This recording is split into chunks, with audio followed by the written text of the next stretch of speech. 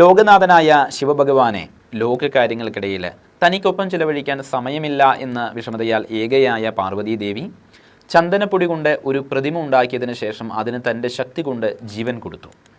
തേജസ്വിയായ ആ ബാലൻ അമ്മയുടെ ഓമനക്കുട്ടിയായി തീർന്നു. ദേവി ആ കുട്ടിക്ക് ഗണേശൻ എന്ന് പേര് കൊടുത്തു. ലളിതാ സഹസ്രനാമത്തിലെ ഒരു നാമത്തിൽ ഗണപതിയുടെ ജനനകഥയും പറയുന്നുണ്ട്.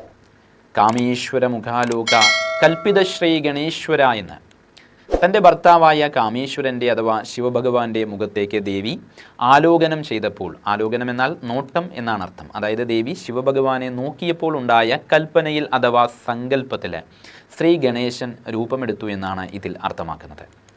ഗണപതി ഭഗവാന്റെ രൂപത്തിൻ്റെ ഓരോരോ ഭാഗത്തിനും അതതിൻ്റേതായിരിക്കുന്ന പ്രത്യേകതകളും അർത്ഥവും ഉള്ളതായിട്ടാണ് ആചാര്യന്മാർ കണക്കാക്കുന്നത്.